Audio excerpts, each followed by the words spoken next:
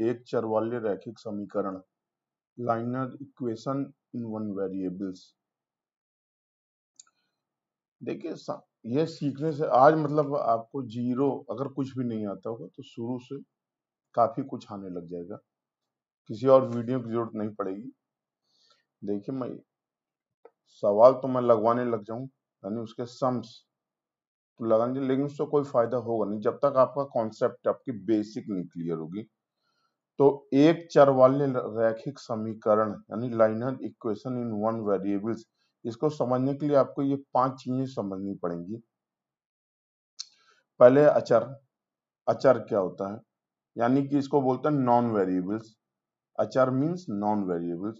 अचर हो गया जैसे आपका 5, 15, 17, कुछ भी, कोई भी संख्या, कोई भी गणितीय संख्या यानी नंबर्स, कोई भी मैथमेटिकल नंबर, 105, 2000, 3, कुछ भी, ये अचर है। क्योंकि मान लीजिए 17 है, 17 लिखा तो 17 है, उसमें कुछ कोई परिवर्तन नहीं हो सकता, तो वो उसको बोलते हैं अचर। और चर क्या हुआ? चर है एक्स, वाई, जेड, ए, बी, कुछ भी जिसका मान परिवर्तनशील होता है वो होता है वेरिएबल्स। ठीक है, अचर मतलब नॉन वेरिएबल्स, कोई मान में परिवर्तन नहीं हो सकता। लेकिन चर मतलब जिसका मान परिवर्तनशील हो। एक्स का मान चेंज हो सकता है, वाई का कुछ भी आ सकता है। ठीक है, अब बचा बीजी व्यंजक। बीजी व्यंजक मान लीजिए लिखा है 5x, 3y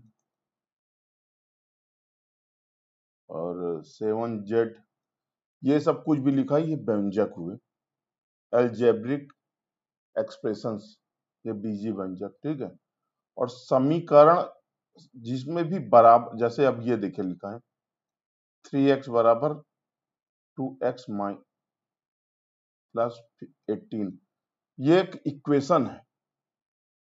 ये बीजी व्यंजक और समीकरण में यही फर्क होता है कि इसमें ये जो इक्वल का निशान होता है ना, इक्वल का निशान यानी बराबर का निशान, जब भी बराबर का निशान लग जाए तो समीकरण हो गया। ठीक है, और वरना अगर बराबर का सिर्फ लिखा रहता तो ये 3x, 5x, 3y, 7z, ये सब क्या है? बीजी व्यंजक। अब बचा रैखिक समीकरण। देखिए रैखिक समीकरण वो होते हैं जिनके चर की घात एक होती है। याद रखिएगा, जिनके वेरिएबल्स की घात एक होती है। मान लीजिए ये है, ये देखिए, इसकी भी घात एक है। यहाँ पर ये देखिए, यहाँ इसकी पावर एक है, घात मतलब इंग्लिश में पावर, तो इसकी भी घात एक है, इसकी भी घात एक है, तो ये क्या होगा? रैखिक समीकरण। मतलब कि वेरिएबल्स की जो पावर होगी 1 होगी, एक से ज्यादा नहीं होगी। अगर यहाँ पर लिख देंगे 5x plus 7, 5x plus 7 equal to 22, तो ये क्या, ये रैखिक समीकरण है?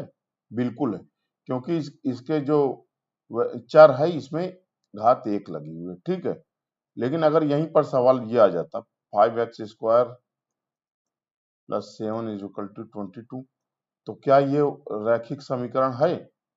नहीं, क्योंकि इसकी पावर 2 हो रही है।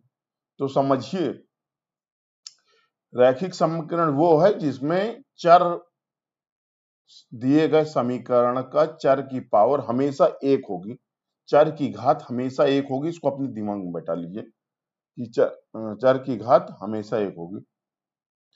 और अगर यहां पर लिखा रहे 5x plus 9y is equal to 32, क्या ये एक चर वाला समीकरण है? नहीं है, क्योंकि इसमें देखिए दो वेरिएबल्स दिख रहे हैं, दो चर दिख रहे हैं। ये देखिए, एक तो ये x हो गया, दूसरा y हो गया। तो ये जो है ये एक चर वाला रैखिक समीकरण है, लेकिन ये एक चर वाला नहीं है, ये दो चर वाले होगा। ठीक है, हम फिलहाल एक चर वाले समीकरण पढ़ रहे हैं। तो मेरे ख्याल से अब आपका कॉन्सेप्ट क्लियर हो गया। ठीक है, अब आपको अब आपने क्या क्या सीख लिया? अचर क्या होता है, चर क्या होता है, बीजी व्यंजक क्या हुए, समीकरण क्या होता है, रैखिक समीकरण। रैखिक समीकरण वो होगा, समीकरण वो जिसमें बराबर का निशान, चर का घात एक हो। याद रखिएगा, समीकरण तो कोई भी हो सकता है, एक्स स्क्वायर हो, एक्स क्यूब हो, कुछ भी हो, सब समीकरण है, बस इक्वल का निशान हो। लेकिन रैखिक समीकरण, एक चर वाली रैखिक समीकरण, उसमें हमेशा पावर 1 होगी। ठीक है, इस चीज को, इस छोटी चीज को समझिएगा। और चर क्या होगा, जिनका मान परिवर्तनशील हो, और अचर हो जिसका मान अपरिवर्तित हो, मतलब नहीं, चेंज नहीं हो सकता। अब आप लोग को ये कॉन्सेप्ट क्लियर हो गया। अभी एक दूसरी चीज यहां समझने लायक है कि देखिए, जब भी इस तरह के सवाल या इस तरह के सम्स हल करेंगे, आप लोग सॉल्व करेंगे, तो उसमें ये बेसिक चीजें समझिए। सारे वेरिएबल्स एक तरफ कर लीजिए, और सॉल्व करते ही सारे वेरिएबल्स एक तरफ कर लीजिए, सारे नॉन वेरिएबल्स एक तरफ, यानी कि सारे चर एक तरफ और सारे अचर दूसरी तरफ। मान लीजिए क्वेश्चन है,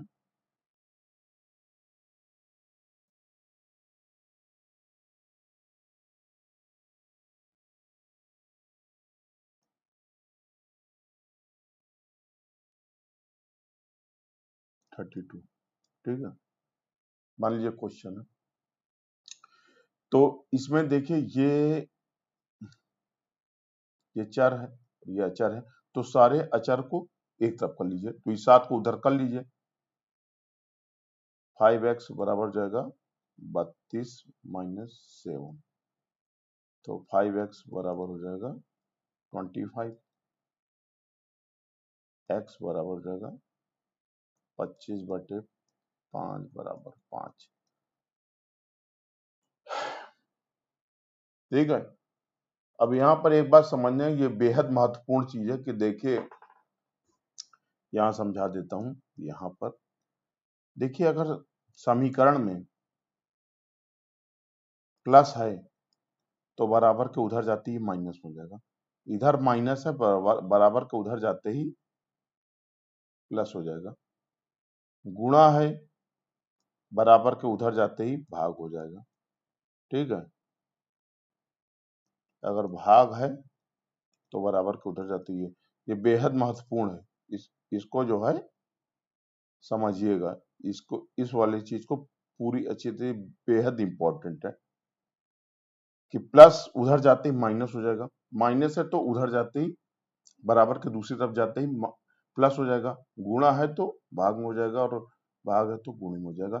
ये बेहद जरूरी चीज है, इसको आप लोग मत भूलिएगा, इसको याद रखिएगा। ठीक है, अब कुछ क्वेश्चन सॉल्व कर लेते हैं।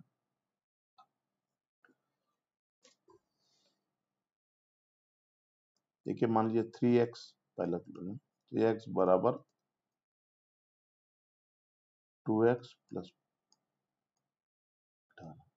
ठीक है, ये क्वेश्चन है। मैंने क्या कहा था कि सारे चर को एक तरफ और सारे अचर को एक तरफ, यानी कि सारी वेरिएबल्स एक वन साइड हो जाए और इक्वल के दूसरी तरफ हो। तो इसमें एक्स एक्स देखिए, ये एक चर ये है और एक ये है, तो दोनों को एक तरफ कर लीजिए, तो क्या होगा 3x। अब देखिए, यहाँ ये प्लस में है, मैंने क्या कहा था, बराबर के उधर जाते ही चिन्ह बदल जाते हैं। इस चीज को अपने दिमाग में बैठल जाए, बराबर के उधर जाते ही चिन्ह बदल जाते हैं। तो ये प्लस 2x है, तो इधर क्या हो जाएगा, -2x। ठीक है, बराबर ये जैसा है वैसे रहेगा 18। अब 3x में से 2x गया, x बराबर 18, ये इसका मान आ गया, यही आंसर है। अंडरस्टूड, सिंपल था। बस दो चीजें इसमें ध्यान रखिए, एक तो चर और अचर एक तरफ कर देना है, और दूसरा चिन्ह बदल जाएंगे, बराबर के उधर जाते ही अपोजिट चिन्ह आ जाएगा। बस ये दो चीजें आप अब ध्यान रखेंगे तो बड़ा से बड़ा क्वेश्चन भी हल हो जाएगा। अब और क्वेश्चन देख लेते हैं, 2-3। सॉरी, 5t माइनस 3 बराबर 3t माइनस 5। अब देखिए, मैंने क्या कहा था, सारे चर एक तरफ करिए, तो ये क्या हुआ फिर आगे 5t। अब ये यहाँ प्लस में है, कुछ नहीं लिखा, मतलब प्लस में। अब इधर आएगा तो क्या हो जाएगा, -3t बराबर, ये -5 तो जैसा वैसे रहने दीजिए, इधर ये -3 उधर जाके क्या हो जाएगा +3। ठीक है, अब 5t में से 3t हटा दिए, कितना बचा 5 में से 3 गया 2, 2t बराबर। देखिए जब भी ये अलग अलग असमान चिन्ह हो, ये सब लिख लीजिएगा कहीं, जब भी असमान चिन्ह हो, ये देखिए इसमें माइनस ये है और ये प्लस है, असमान चिन्ह हमेशा घट जाएगा। असमान चिन्ह मतलब हमेशा घटेगा। अगर दोनों माइनस माइनस होते तो जुड़ जाता, इस चीज को याद रखिएगा। तो माइनस और प्लस असमान चिन्ह घट गया, 5 में से 3 गया 2। ठीक है, अब लोग इसमें कंफ्यूज होते हैं कि चिन्ह आगे कौन सा लगेगा। देखिएगा इस चीज को, देखिएगा जो भी बड़ा हो, जो भी बड़ी संख्या हो, उसका चिन्ह आप लगा दीजिए। छोटा सा फॉर्मूला, इसको याद रखिए, मतलब छोटा रूल। ये देखिए बड़ा कौन है 5, 5 क्या क्या माइनस, यही लगा दीजिए।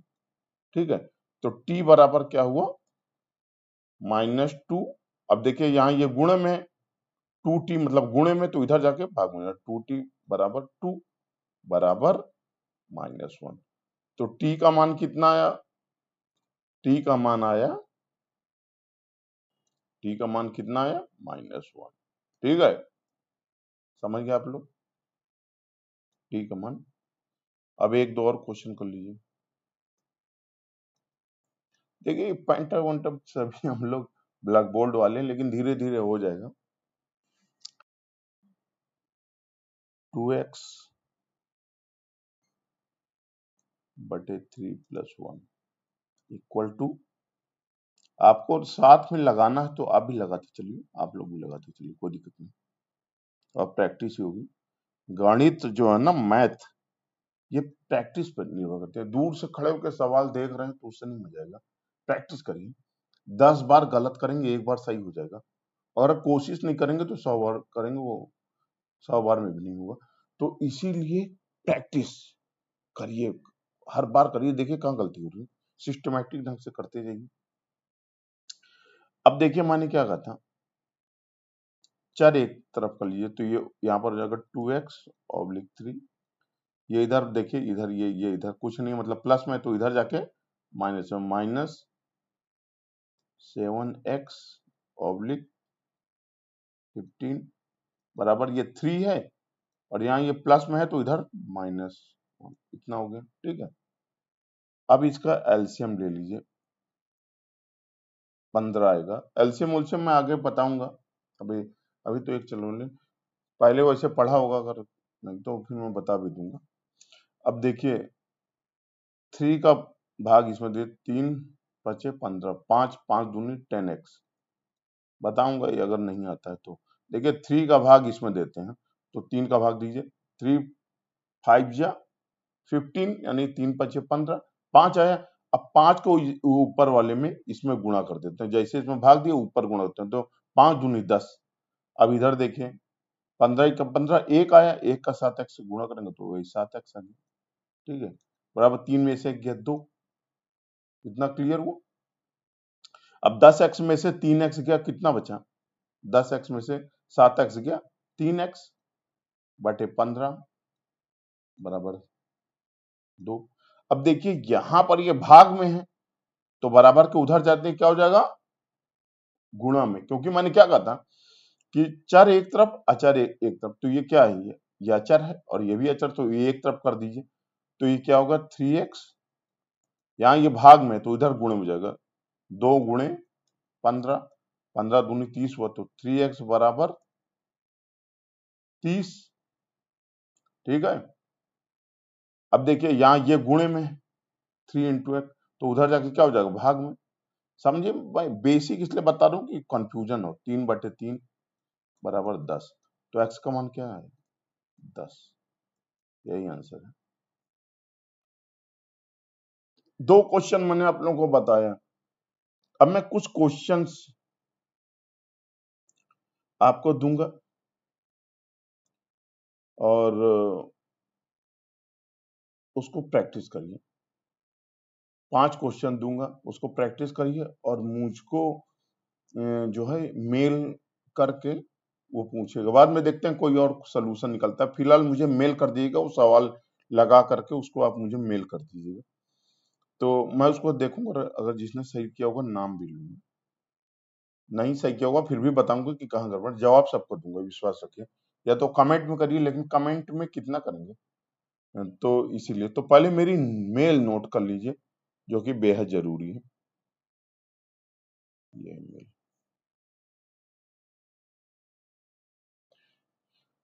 इसको नोट कर लीजिए, इसी में आप बहुत सारे जवाब देंगे।